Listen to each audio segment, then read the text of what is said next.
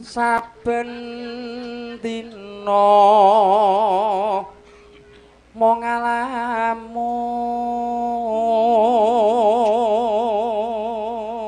angen-angen preng wong manis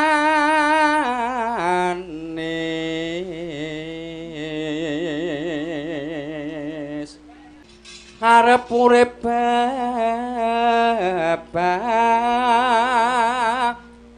barengan piye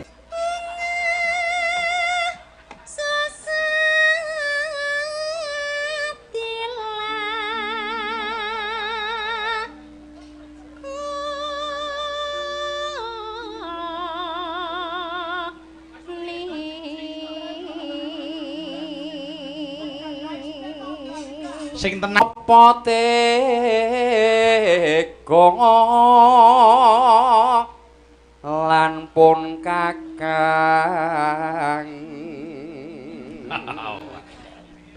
bagong hatiku ra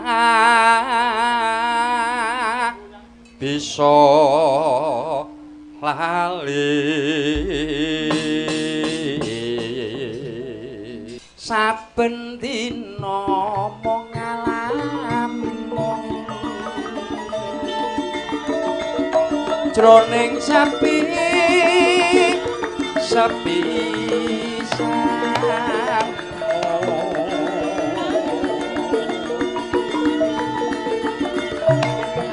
amung tansah katulung wayang Joh pas wong ayu. Yo Mbak Wida.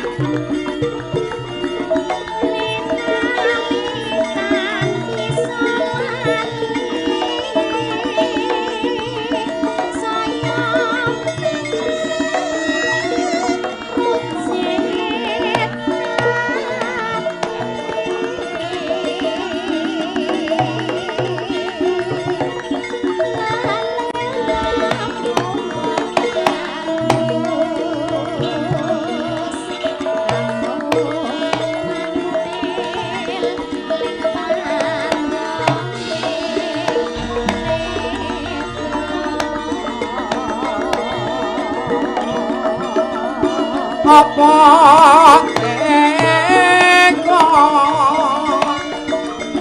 sirone mas citreng janji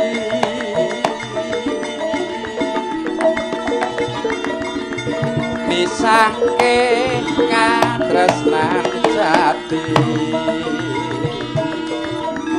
lamun mangkono piye katresnanmu piye katresnanmu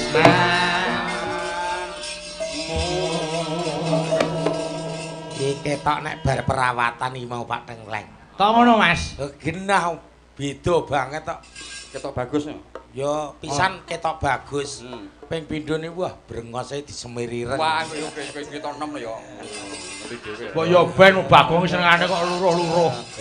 Oh senengane delap kok ora arti situasi. Iya ya. Agar gak karo wong-wong niku kudu kita enom. Iya iya ya. Ndang, sampeyan ngendi?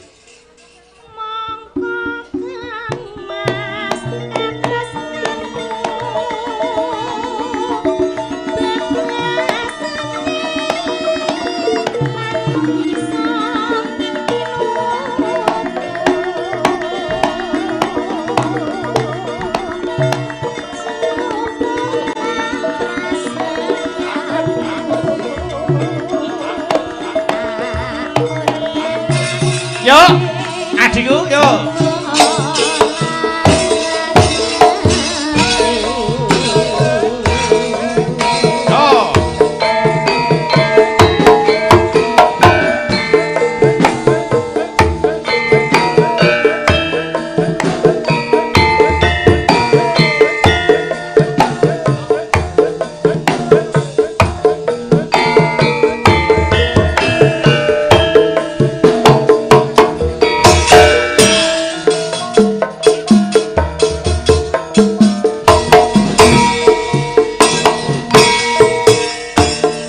saben dina wong ngalamun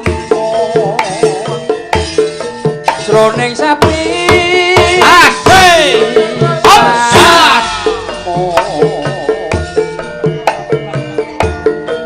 among tansah katulung pemayanganmu doh mas wong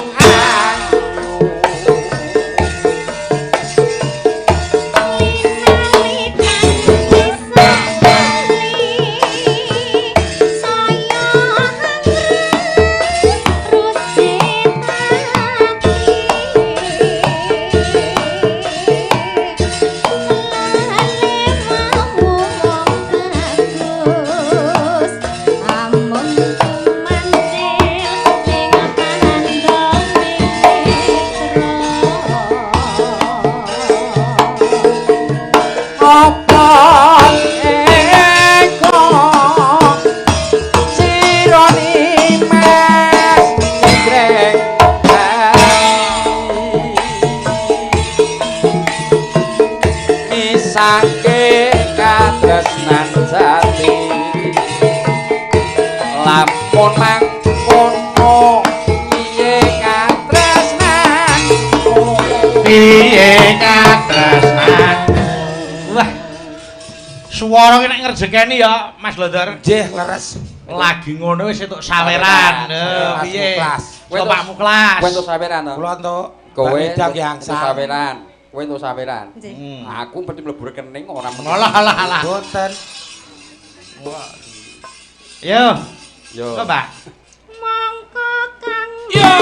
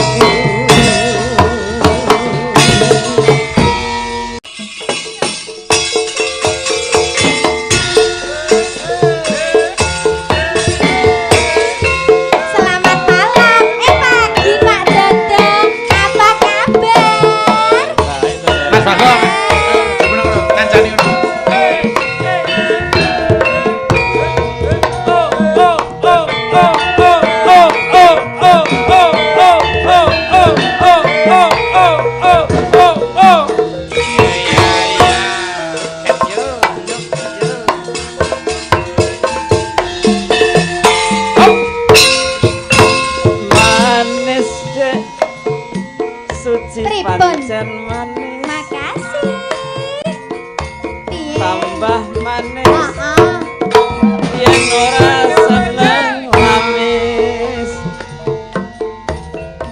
yen mesem manise ngungkuli madu kaya bisa ngrontakne jantungku